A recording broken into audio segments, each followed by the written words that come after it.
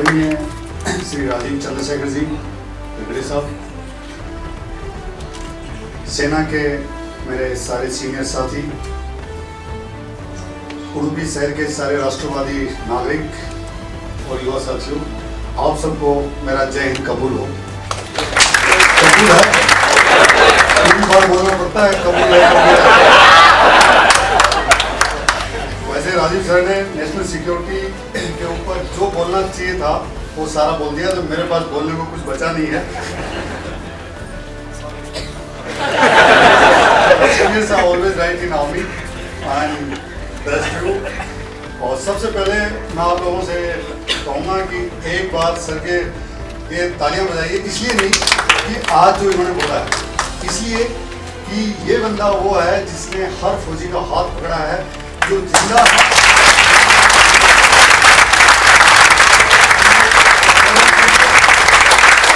देश की सरकार खड़ी नहीं हुई उन परिवारों के लिए जिन्होंने अपने बेटे देश के लिए कुर्बान कर दिए, लेकिन आप हमेशा साथ थे। शुक्रिया। आपने इतना अच्छा प्रोग्राम किया इस शहर में, तो जो भी देश में अच्छी चीज हो रही है उसका श्रेय नेहरू गांधी परिवार लेता है। शायद इसका ले, इसलिए पहले ही मैं कहता हूं कि इस प्रोग्राम का सारा श्रेय नेहरू गांधी परिवार को। सर ने कहा कि ऐसी इकोनॉमिक पॉलिसीज लेके आए राजकुमार, तो मैं उसके लिए भी कह देना चाहता हूं कि जिन लोगों को भरोसा है देश के इटर्नल युवा राहुल गांधी जी पे, क्योंकि जब तक वो युवा है तो हमारे जैसे सब लोग तो युवा रहेंगे। उन्होंने कहा 72,000 रुपए वो साल के देंगे, कई बार कहते हैं 72,000 करोड़ देंगे, जो भी हम 72,000 मान लो। मेरी तरफ से ऑफर है और इससे ज्यादा अच्छा ऑफर शायद नहीं हो सकता। सर आप तो इकोनॉमी या बिजनेस कर रहे हैं, कि जिन लोगों को उन पे भरोसा है कि 72,000 रुपए देंगे, उन लोगों को मैं कह रहा हूं कि मेरे को आप लोग 72,000 रुपए उधार दे दीजिए। सिर्फ उधार नहीं हुई, अगर 23 मई को राहुल गांधी अगर चुनाव जीत गए, प्रधानमंत्री बन गए, तो मैं 1,44,000 वापिस दे दूंगा। अगर आप में किसी में हिम्मत है, इतना जिगरा है, तो मैं अकाउंट युवराज के पास छोड़ के जा रहा हूँ, बीजेपी अध्यक्ष के पास छोड़ के जा रहा हूँ, ले लेना। फौजी की जुबान है और मेरी जमानत राजीव सर ले रहे हैं।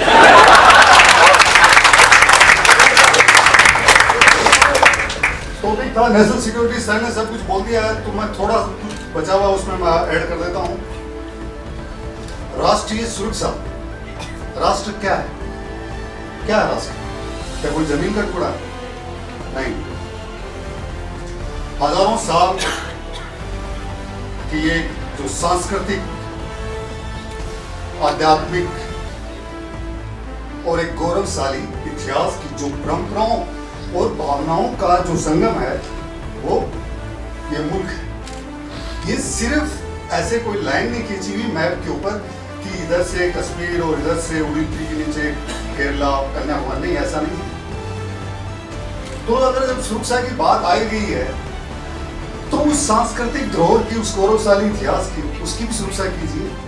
इस देश के जो इकोनॉमिक और जो नेशनल असेट है उसकी भी सुरक्षा कीजिए। और दूसरा है जो देश की जो बॉर्डर वाली सिक्योरिटी और इंटरनल सिक्योरिटी है, जिसपे सर ने डिस्कस किया है।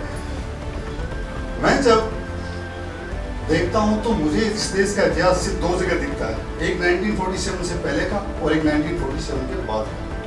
1947 का जो पहले का इतिहास है, उसमें अंग्रेज आते हैं, उसमें तुगलक आते हैं, उसमें खिलजी आता है, उसके अंदर बाबर, साबर, हुमायूं, ग्रेट अकबर, सकबर, सब लोग आते हैं। कोई एक दो लाइन महाराणा प्रताप, शिवाजी जैसे लोगों के लिए, या आपके कोई पुरखे हैं उनके लिए कोई आ गई किसी छोटे मोटे शहर में, गलती से आ गई तो आ गई, अदरवाइज फिर नेहरू और गांधी जी आते हैं। और आजादी के इतिहास, आजादी के बाद में जो इतिहास है उसके अंदर सिर्फ नेहरू जी और उनका जो गांधी परिवार है वो आता है। उस इतिहास में कहीं भी देश के 21 परमवीर चक्र विजेता हैं जिनको देश का सर्वोच्च सम्मान मिला है, उनका नाम नहीं लिया। उस इतिहास में 4 जंग हुए हैं और आपने जीते हैं, उसका कहीं उल्लेख नहीं है। उस इतिहास में 1975-77 की इमरजेंसी हुई, उसका कहीं उल्लेख नहीं है। भाई मैं 77 में पैदा हुआ, मैंने मेरी माँ से पूछा, वो पढ़ी लिखी नहीं है। मैंने कहा मैं कैसे पैदा हुआ इमरजेंसी में?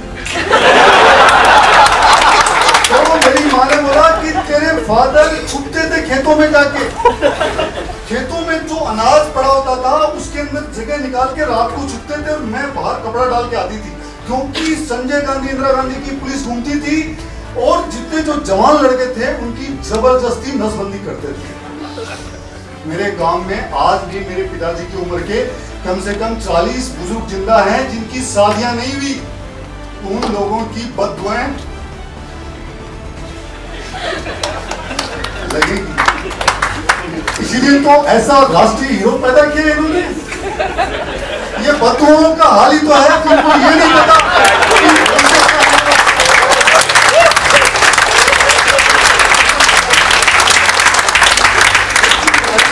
एक औरत के लिए मातृत्व से बड़ी कोई शायद उपमा नहीं होगी कि वो मां बने जिंदगी में, लेकिन किसी आदमी के लिए भी शायद ये होता होगा कि उसके भी कभी बच्चे हों। ये वो परिवार है जिन्होंने जानबूझ के लोगों के साथ ये किया। तो अब हम इमरजेंसी में पैदा हुए हैं तो इनकी इमरजेंसी तो खत्म करेंगे। मैं एक बार जब कश्मीर में था तो जो हमारी जो आर्मी होती है उसमें पंडित जी होते हैं, ग्रंथी होते हैं, मौलवी जी होते हैं। तो वहां पे पंडित जी कहानी सुना रहे थे। उन्होंने कहा मोहम्मद गौरी ने 17 बार अटैक किया। सैनिक सम्मेलन चल रहा था, उसके अंदर जो मंदिर पूजा होती है जिसमें सारे हर धर्मों के सारे हमारे साथी बैठते हैं, तो पंडित जी सब जवानों को मोटिवेट कर रहे थे। और उन्होंने कहा कि मोहम्मद गौरी ने 17 बार अटैक किया और 17वीं बार सफल हुआ, तो आपको कभी हिम्मत नहीं हारनी चाहिए। तो हमारे मौलवी जी बैठे थे जो फौजी, उन्होंने कहा 17 बार हमारी भारत माँ पे अटैक किया तो थोड़ी वो शर्म नहीं आ रही? क्या कौन सा एग्जाम्पल दे रहे हो? अरे भगत सिंह का कहीं नाम नहीं है इस इतिहास से। उन्होंने उनको आज देख लो जाके, आप चंद्रशेखर आजाद, भगत सिंह को उन्होंने आतंकवादी बोल रखा है। Second prime minister Lal Bahadur Shastri जिनकी हत्या की गई, मरे नहीं थे साहब, हत्या की गई है। किसने मारा, क्यों मारा? संविधान जो बाबा साहब ने बनाया था उस संविधान को उन्होंने बदल के उसमें सेकुलर और सोशलिज्म जोड़ दिया। कौन होते हैं ये लोग? हिंदुस्तान तो सेकुलर था। आज के दिन इस देश की सबसे बड़ी गाली जो है वो सेकुलरिज्म, सबसे बड़ी गाली है। मुझे कभी तकलीफ नहीं हुई, मेरे सारे दोस्त हिंदू, मुस्लिम, सिख, ईसाई, मैं फौजी हूं, मेरे लिए सब बराबर है यार। मैटर नहीं करता मेरे लिए कौन सी जात कौन से धर्म का है, क्योंकि हमारे लिए मुल्क सबसे बड़ा है, हमारा मजहब ये देश है। इन लोगों ने अंग्रेजों के सच्चे भक्त है ये परिवार। जो सीखना चाहिए था सब कुछ सीखा इन्होंने। डिवाइड एंड रूल, पहले कैसे तोड़ा जाए कि हिंदू, मुस्लिम, सिख, ईसाई में तोड़ दो, फिर अगर ईसाई है तो उनको 2 में तोड़ दो, फिर मुस्लिम है तो उनको अहमद या सिया सुन्नी में तोड़ दो, फिर हिंदू है तो उनको ब्राह्मण, राजपूत, जाट, गोड़ा, ये वो उनमें तोड़ दो। तो ये जो आपका इतिहास है इसको सिक्योर कौन करेगा? आप तो फिर भी पढ़े लिखे हैं। जो नई जनरेशन आ रही है उसको अगर आप ये पढ़ाओगे कि यही बादशाह थे तो आने वाली पीढ़ियों में यही बादशाह होंगे। भगत सिंह को कोई नहीं जानेगा। आज भी चिदम्बरम साहब जब होम मिनिस्टर थे तो उनको किसी ने आरटीआई डाला, उसमें लिखा हुआ है कि वो आतंकवादी थे। तभी तो राजदीप सरदेसाई टीवी चैनल पे कहते हैं कि बुरहान वानी भगत सिंह है कश्मीर का। तो हमने राजदीप सरदेसाई का नाम ही चेंज कर दिया, हमने कहा पाकदीप सरदेसाई। डीडी न्यूज आप सारे देखते हैं, हमारे जितने बुजुर्ग हैं उस समय में जो शायद डीडी न्यूज ही था, तो उसमें लिखा हुआ था सत्यम शिवम सुंदरम।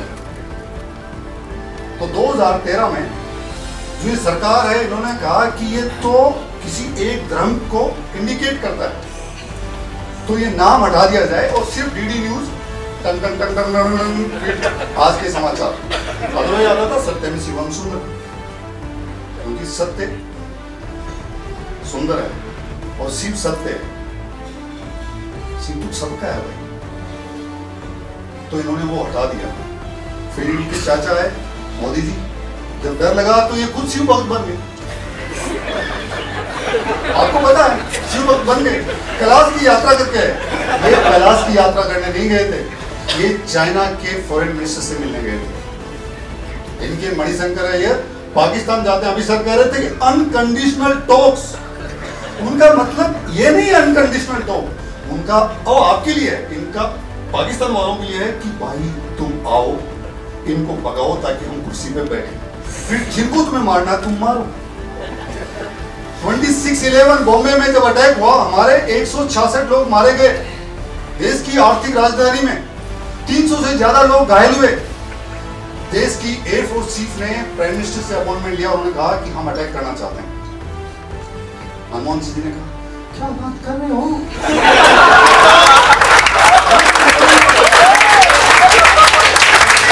आपका खून कब खोलेगा जब आपकी मां बहन बेटियों को ही मारेगा, कब खून खोलेगा भाई। अरे लड़ना मनमोहन सिंह को छोड़ना है, लड़ना राहुल गांधी को छोड़ना है, लड़ना आपको नहीं है, लड़ना आपके भाइयों का जिन्होंने वर्दी पहन रखी है। जब वो तैयार है तो आपने घूंघट कैसे उठ लिया, कुछ पूछे इनसे, कुछ पूछे तो सही। और जब पूछते हैं तो कहते हैं कि आरएसएस, हर चीज आरएसएस। हर ऑर्गेनाइजेशन में कुछ खूबियां होती हैं, कुछ कमियां होती हैं, हर इंसान में कुछ कमियां होती हैं, कुछ खूबियां होती हैं, लेकिन मैं दावे के साथ कह सकता हूं, ये मेरा कन्विक्शन है, मेरा अंतर्मन कहता है कि आरएसएस एक राष्ट्रवादी संगठन है।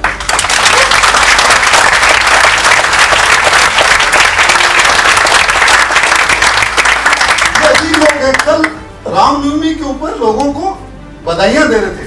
इस देश का इतिहास कैसे बदला इन लोगों ने। सुप्रीम कोर्ट में इसी सरकार ने 2007 में या 6 में हलफनामा दायर किया कि राम और राम सेतु काल्पनिक है।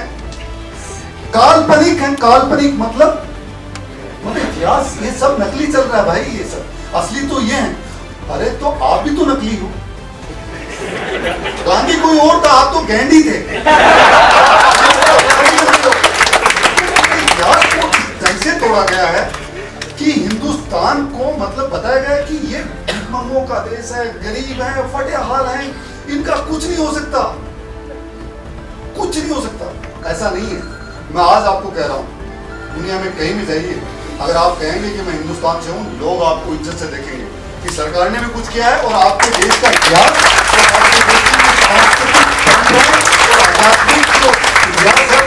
को आपको इतना वैल्यू देता है कि लोग आपकी इज्जत करते हैं। दोस्तों, सुप्रीम कोर्ट में जब ये दायर किया गया, और मैं सुप्रीम कोर्ट के जजेस से भी पूछता हूं कि भाई आप ये केस एडमिट कैसे कर रहे हो, आप पिछले 50-75 साल से रामनवमी की छुट्टी मना रहे हो। अगर रामनवमी की आप छुट्टी मना रहे हो, इसका मतलब आप मानते हैं कि राम की वो नवमी, वो राम राम रह गई। राम नहीं तो श्याम लक्ष्मण कोई तो है, कोई तो है जिसके नाम पे 72 साल से छुट्टियां काट रहे हो तुम। आपने एडमिट कैसे कर ली? ये बेसिक, मैं ज्यादा इंटेलेक्चुअल नहीं हूं, मैं बेसिक फौजी की तरह बात कर रहा हूं। ये तो आप भी मानते हैं ना इस चीज को। वो भाई ने बोला भारत माता की जय, आपने सबने बोला भारत माता की जय, वंदे मातरम। मैं विज्ञान भवन में प्राइम मिनिस्टर के प्रोग्राम में था, और मेरे साथ में एक आईएएस ऑफिसर, तो स्टेज से किसी ने बोला भारत माता की जय, तो मैं बैठा, एक फौजी का नेचुरल रिएक्शन होता है, मैं खड़ा हो गया, मैं भारत माता। तो उसने मेरा पेंट कर बैठ गया, क्या हो गया? तो तू ही बोलना, वो तो बाद में समझाऊंगा। मुझे समझा नहीं, इसमें क्या समझाना, भारत माता की जय बहुत जोर से बोल। तो बोलता है कि मजहब नहीं, थोड़ा वो माँ की जय नहीं बोल। तो मैंने कहा आंटी की बोल,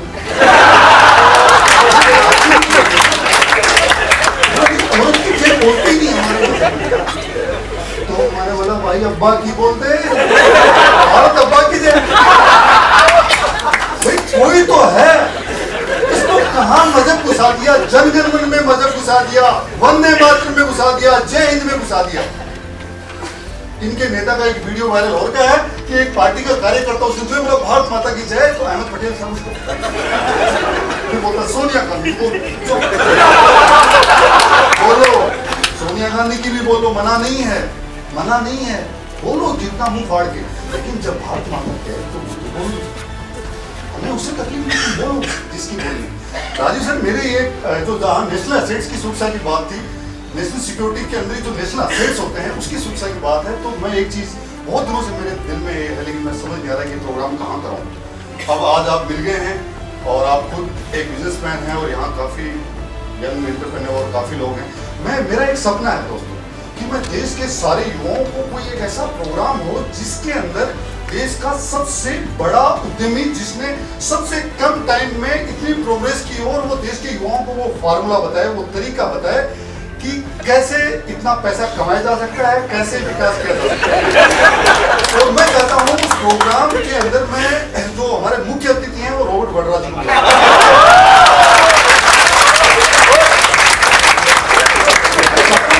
को हर युवा उनके ज्ञान से लाभान्वित हो, उसको पता चले कि क्या फार्मूला था भाई कि इतने कम टाइम में एक आदमी ने 50 लाख से पीतल की एक छोटी सी दुकान थी उससे उठ के मतलब 5-6 साल में 10-15 हजार करोड़ रुपए छाप दिए। कौन सा फार्मूला है? अरे भाई उसने 10-15 हजार करोड़ बनाए। हमारे छोटे भाई जो इधर बैठे हैं, इधर आए हुए हैं, 10-15 करोड़ बना लेंगे यार। कम से कम अपने माँ बाप को घुमाने ले जाएंगे, कहीं पिकनिक पे जाएंगे, बीवी के साथ, गर्लफ्रेंड के साथ, कुछ तो अच्छा करेंगे। कहीं समाज में किसी फौजी शहीद के परिवार के ऊपर बच्चे को पढ़ाएंगे, कुछ तो करेंगे। मैं चाहता हूँ कि सबको ये लोगों ने देश को लूट लिया है। ये जो सारा पैसा है ये आपका है। इनकी बाप की बपोती नहीं है देश। रॉबर्ट वड्रा या राहुल गांधी के घर पे रिजर्व बैंक की कोई मशीन नहीं लगी हुई जहां पैसे छपते हो 2-2 हजार या 500-500 के नोट छपते हो। कहां का पैसा, किसका पैसा? यह आपका पैसा है। जब तक आप लोग इनको नंगा जलील नहीं करोगे ना तो ये लोग नहीं सुधरेंगे। ये आपको वैसे ही लूटते जाएंगे। इनको बहुत तकलीफ होती है कि जब आप में से कोई उठ के एक नॉर्मल आदमी खड़ा होकर इनसे सवाल पूछने लग जाता है, क्योंकि ये राजा हैं। इन लोगों ने लोगों को गुलाम समझ रखा है। मेरे को कई बार बोलते हैं कि ये भाई मोदी भक्त हो गए मेरे साहब आप। मैंने कहा आज भी मेरे से एक टीवी चैनल वाले ने आपके शहर में पूछा कि आप तो मोदी भक्त। मैंने बोला भाई सनातन धर्म में और इस देश की जो परंपरा है लाखों साल पुरानी, उसमें भक्ति का मतलब है कि अपने से बड़े, अपने से बुजुर्ग, अपने से बड़े सम्माननीय, अपने गुरु, माता पिता या जिनकी आप इज्जत करते हो उसको भक्ति में प्रेम और सम्मान समझा जाता है। तो मेरे हिसाब से इसमें कोई गलत नहीं है अगर मैं नरेंद्र मोदी जी को बोलूं। ये मोदी और कांग्रेस का चुनाव नहीं है दोस्तों। मोदी एक सिंबल है, मोदी एक फिनोमेना है, वो एक आदमी नहीं है। मैं बता रहा हूं ये मोदी और कांग्रेस का चुनाव ही नहीं है। ये चुनाव राष्ट्र प्रथम और परिवार प्रथम का चुनाव